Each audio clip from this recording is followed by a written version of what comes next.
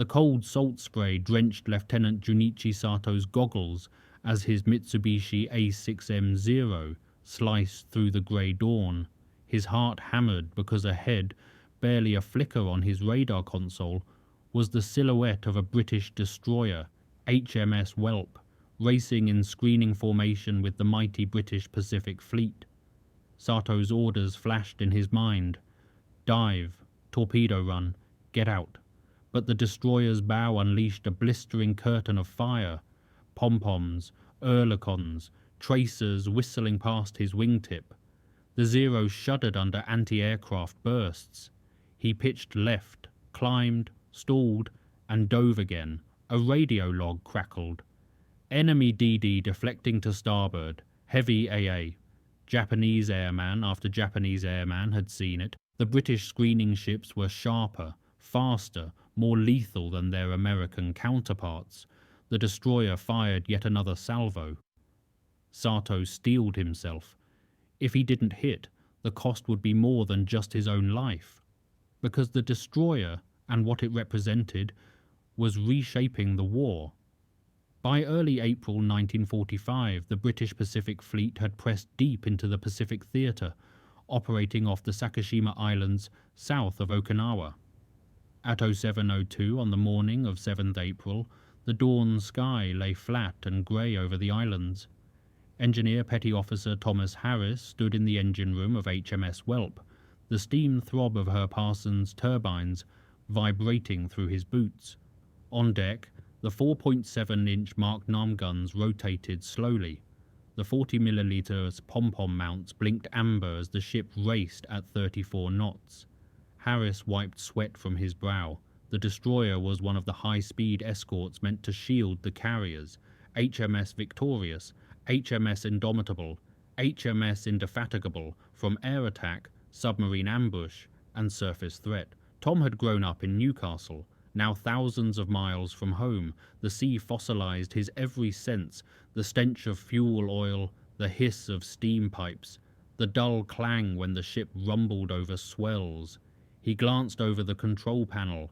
Turbine RPM steady at 340.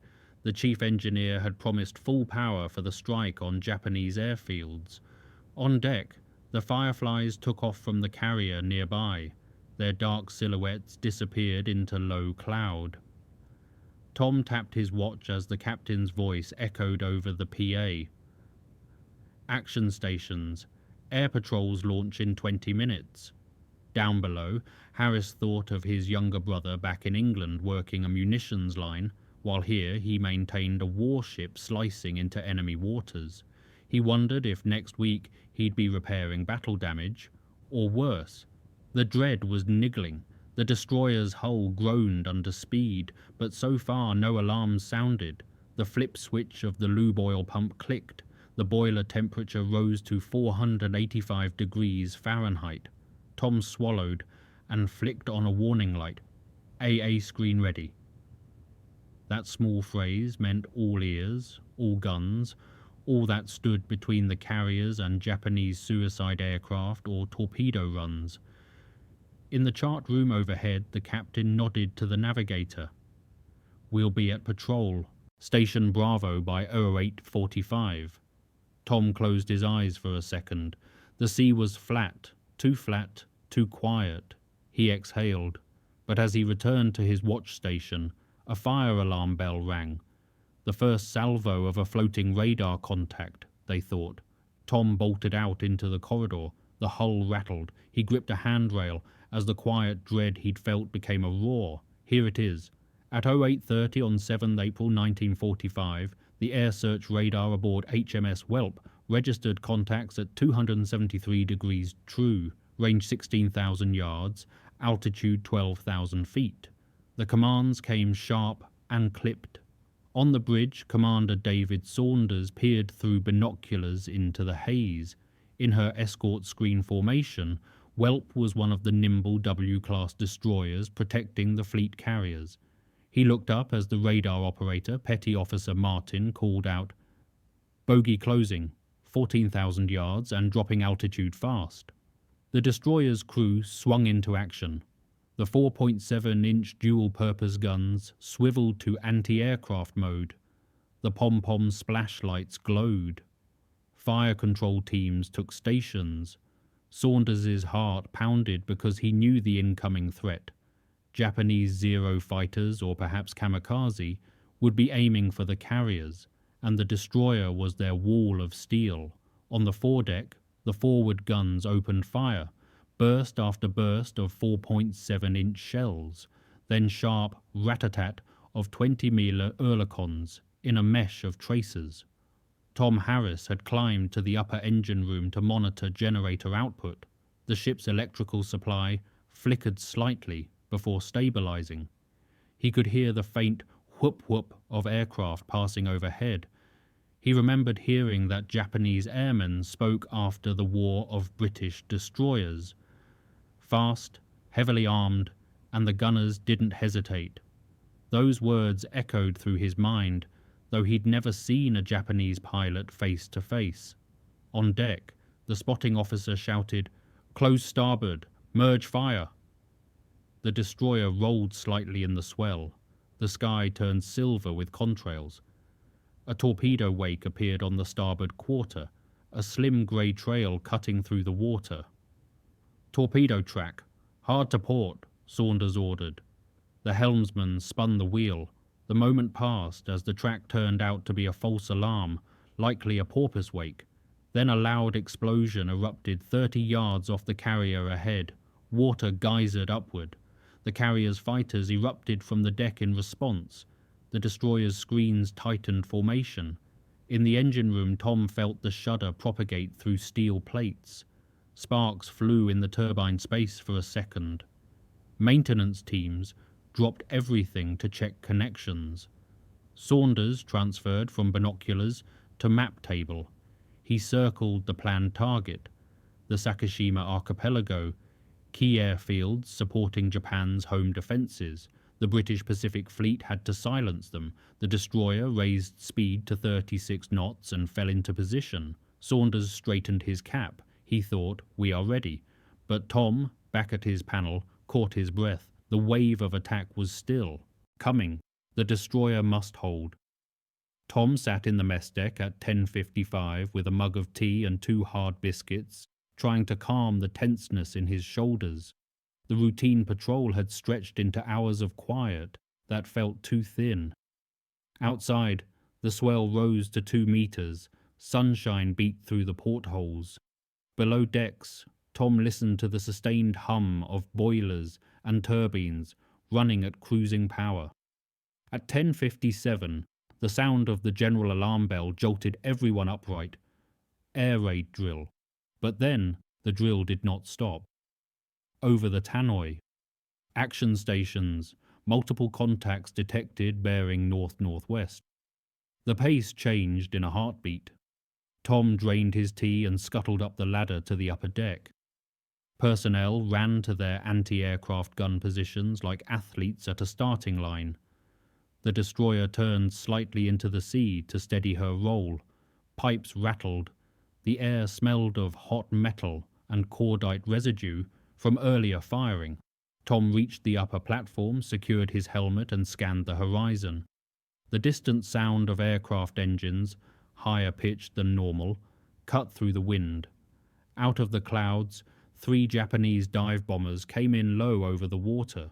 The destroyer's fire control cameras tracked them. The crews manned the pom-pom mounts. Suddenly, one aircraft dropped into a shallow dive, then released a bomb that splashed 120 yards off the port bow of HMS Victorious.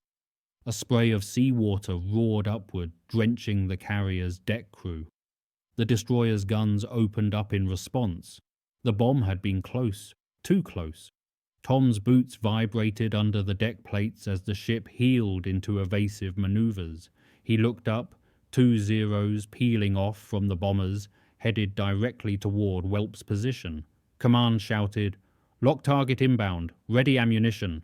The 20mm rounds opened up, tracers arching upward in bright orange streams. 1 Zero burst into flames before it could complete its dive, then fell away trailing black smoke into the sea. The crew cheered. though the adrenaline had barely left Tom's veins. As the after-action signal came through the tactical net, Saunders spoke to his navigation officer. "Damage watch 2 hours. Prepare for full strike at 14 Horus hours." Tom returned to his station, fatigued but alert. The destroyer had held steady against the probing attack. But Saunders knew. The deeper they pushed into Japanese-controlled waters, the fiercer the resistance would become. The reprieve was brief. He looked at the horizon, the sky grey and filled with both promise and threat. The next attack would be different. At 05:45 on the morning of 14th April 1945, HMS Whelp circled the carriers as dawn fissured into pink light off Okinawa. Whelp's crew had been at general quarters since 03:30. Air patrols constantly lifted from the carrier decks in the pre-dawn darkness. Tom's boots clanged on the deck as he climbed into the turbine monitoring pit. Steam pressure was high. The ship was ready to sprint at a moment's notice. 3 miles ahead, 2 Japanese shore-based aircraft flew single-engine patrols, likely reconnaissance missions tracking the fleet's movements. Radar operator Martin whispered into the voice pipe, "Contacts bearing 310 degrees, closing at 180 knots. Saunders ordered, "AA screen-tight formation, pre-fire starboard quad mounts." The 40mm Bofors popped to life in double-barrel rhythm. The destroyer pinged with radar returns echoing off the aircraft. Tom glanced at the gauges, oil temperature rising toward operational limits. He radioed the chief. "Thermal readout creeping past 220. Keep lube flow high." He brushed off a drip of sweat despite the cool morning air. He glanced through a hatch. The rigging lines on deck were straining under wind pressure. The swell jumped at 3.5 meters. The horizon boiled with activity. Carrier deckhands hurried between aircraft. Fighters launched with explosive catapult force. Bomb loaders clicked ordnance circuits shut. Then the air raid sirens blared across the fleet. At exactly 06:32, a flight of 10 Mitsubishi G4M Betty bombers came in low from the northwest, heading for the fleet train. The anti-aircraft barrage lit the sky like artificial dawn. One bomber exploded in mid-air, its fuel tanks igniting. 3 more veered off trailing smoke. But a torpedo dashed toward the port carrier, its wake clearly visible in the calm morning sea. Whelp's forward guns spun to starboard and cut a trail of fire across the torpedo's path. The torpedo struck the water in a bursting plume of white foam. The carrier deftly turned into the track, and the weapon passed harmlessly astern. Saunders gave a curt, "Well done. Stay alert." Tom felt the deck vibration increase as the ship accelerated. A near miss tracked in, but detonated, hitting the sea behind by 30 yards. Cheers rose from the gun crews, but Tom's chest tightened. The Japanese raids were growing more audacious with each passing day. In the wardroom later, the captain addressed his officers. "We must anticipate bigger waves of attack, adjust screens accordingly." Tom returned to his station, tired and wired simultaneously. He thought of home, but the horizon refused softening. The next wave would test the destroyer's mettle even harder. Late evening on 15th April, HMS Whelp anchored at Manus Island in the Admiralty Islands for a brief queue of emergency repairs. In the engine room, Tom and his maintenance team inspected a hairline crack in the port turbine casing discovered during routine inspection. If it propagated under stress, the load would shift catastrophically and the destroyer would be dead in the water. The chief engineer directed, "Mark it with chalk, shift primary load to starboard main until we can get proper dockyard welding." Tom logged the entry in the machinery log with careful handwriting. 15:04:45:22:30 HRs. GT casing, crack discovered. Shift load distribution, monitor vibration continuously. He scribbled the entry knowing the record might help survive and inquiry later if things went wrong. On deck, seamen cleaned anti-aircraft mounts with rags and solvent. The sun set orange over trees, heavy with tropical humidity. Tom walked out to the stern deck and lit a cigarette. Though smoking while steaming at full power would land him in disciplinary trouble, but anchored, he needed a moment to think. He thought of the destroyer's mission, screening carriers, risking air attacks, protecting lives aboard ships that carried thousands of men. The following morning at 09:10, the ship sailed again from Manus. Saunders had called for a realistic drill, simulated radar returns, dummy torpedo release, evasive maneuvering at combat speed.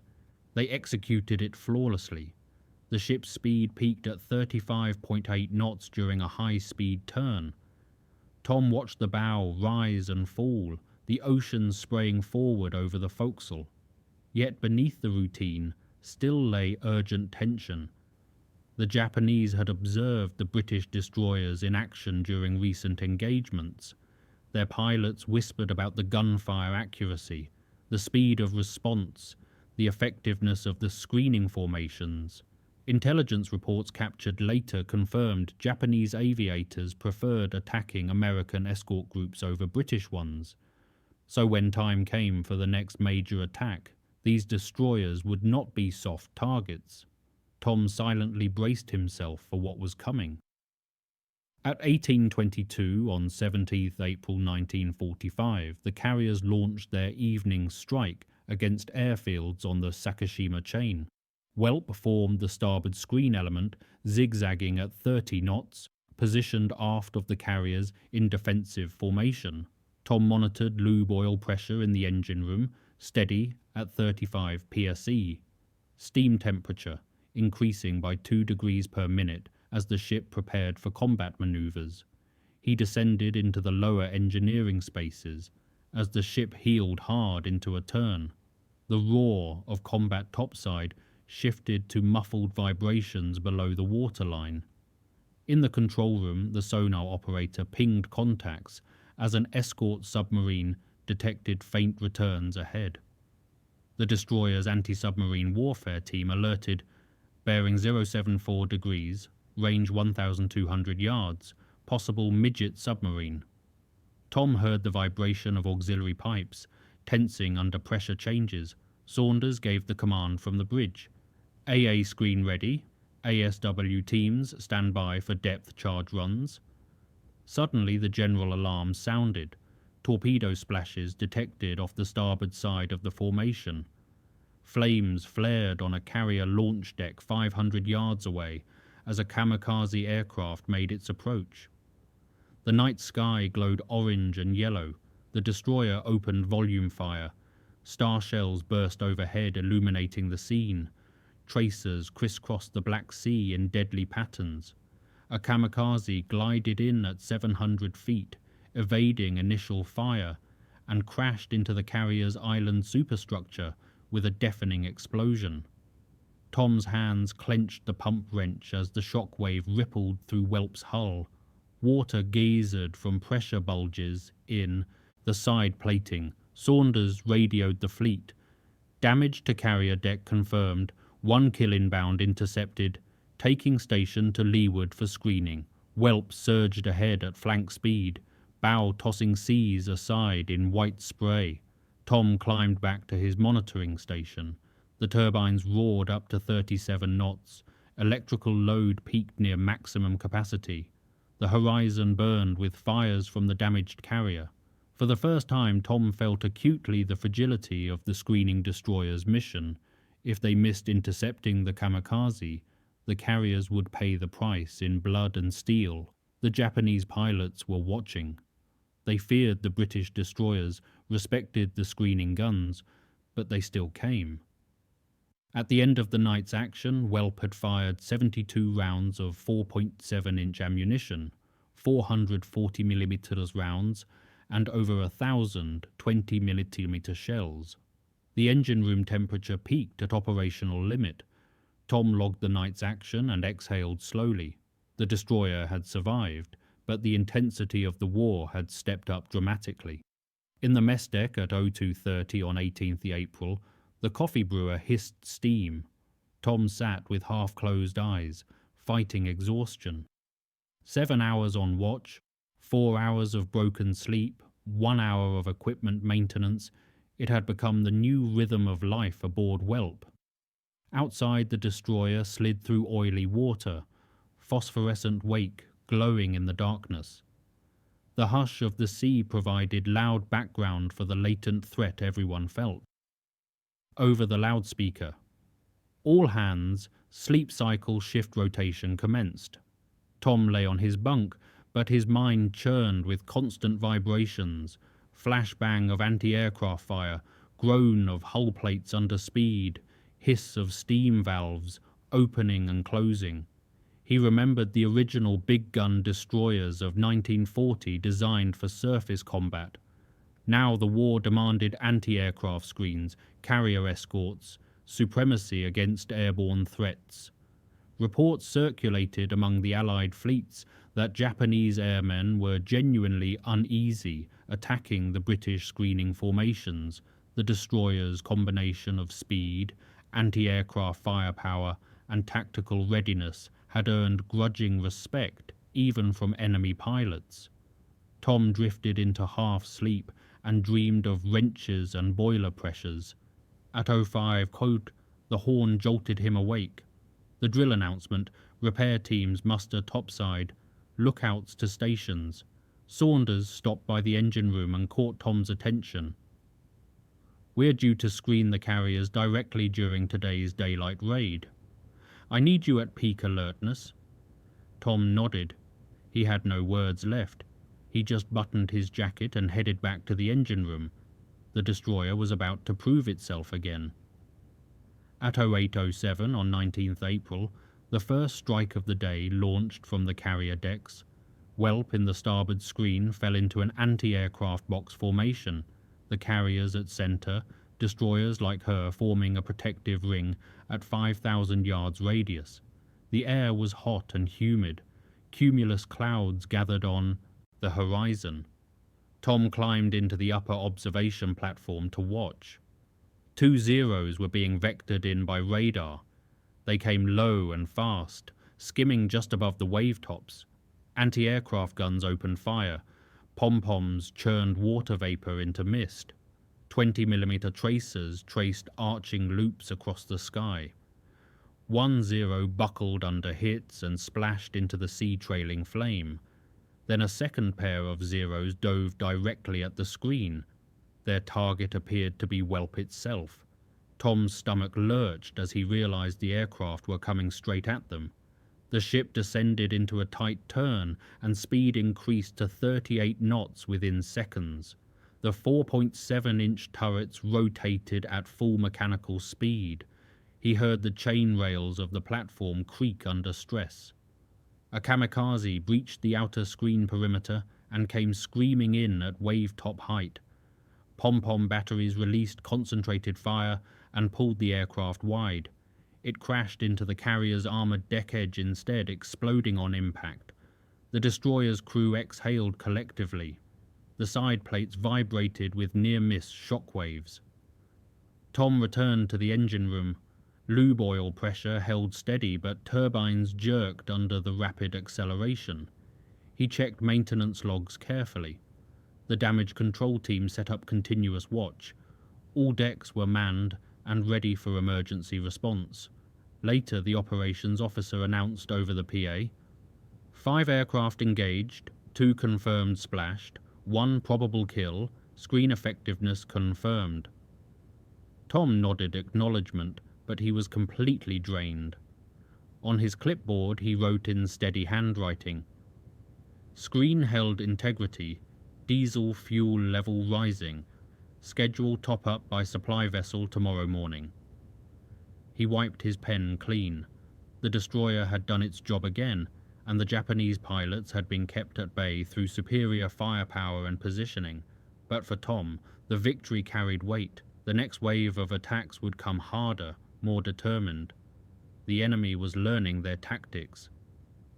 At 04:55 on 20th April 1945, HMS Whelp departed Manus Island, bound for Ulithi Atoll, bringing the British Pacific Fleet deeper into the operational theatre.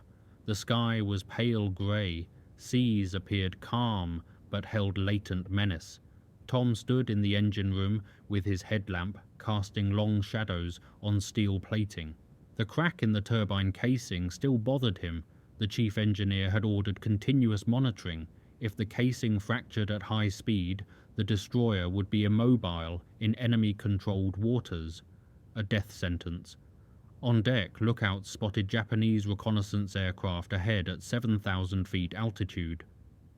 Bogey following course 261 degrees, the bridge announced over the tactical net. The destroyer turned to intercept bearing. The 20mm guns opened up with short bursts. A line of tracers blossomed orange against grey sky, and the aircraft turned away, abandoning its observation run. The destroyer accelerated to full power. The bow rose to meet the swell with explosive force. Tom thought, we slip deeper into range of Japanese airfields, their radar coverage, their weapons. They want us destroyed. The destroyer serves as bait, shield, and spear simultaneously. At exactly 07:42 on 21st April 1945, off the southwestern flank of Okinawa, radar reported multiple torpedo tracks converging on the formation. Japanese aircraft, likely Yokosuka P-1Y Francis bombers, had launched coordinated low-level torpedo attacks against the screening destroyers. Whelp's helm went hard starboard. The ship turned sharply into the swell. The water boiled off the port quarter in white foam. The gunners opened immediate fire. The 4.7-inch shells burst ahead of the torpedo tracks, pushing water upward like geysers to disrupt the weapon's guidance. Tom's boots sprang against the deck boards as the destroyer pitched violently. Below the waterline, the turbines strained under maximum load. Engineers toggled pressure valves frantically to maintain power output. A torpedo splashed 400 yards off the nearest carrier, its wake sharply visible. Gun camera footage captured it afterward. The destroyer launched an emergency anti-torpedo sweep. Depth charges cast off the stern to disturb the incoming weapon paths with pressure waves. The crew locked eyes across stations, faces tense. Tom tightened his work gloves. The chief shouted over the engine roar, "Keep power output maximum. We'll intercept if they come again." The night before, Japanese pilots had flown multiple reconnaissance passes, assessing the British screening formations. They whispered in their post-mission logs, "Those destroyers spin like fish evading nets. Their anti-aircraft fire is fierce and accurate, and now, in the open Pacific waters, the destroyer's true test arrived." A second torpedo track appeared, cutting inside the screen's defensive arc. Whelp ripped ahead at emergency speed. Starboard rudder slammed over. The torpedo passed directly under their bow and detonated beyond the formation perimeter. The shockwave rattled steel plates throughout the ship. Tom watched gauges flicker. Some electrical loads melted under the shock, but backup systems kicked in automatically. The damage control team sprang to emergency stations throughout the vessel. The ship held structural integrity. Saunders breathed through clenched teeth into the voice pipe. "Screen formation remains intact. Maintain stations." Tom turned back to his monitoring panel. The turbine casing read stable despite the stress. He exhaled slowly and recorded in his log, 21:04:45, 07:42 engaged coordinated torpedo wave, no hits sustained. The destroyer had held the defensive line. The Japanese had tried their best tactics and failed against British screening doctrine. Nightfall governed the sea when the Admiral's voice crackled over the fleet tactical net. "The carriers will strike Japanese home island shipping lanes at dawn. Screen destroyers maintain highest alert status." The British Pacific Fleet was shifting.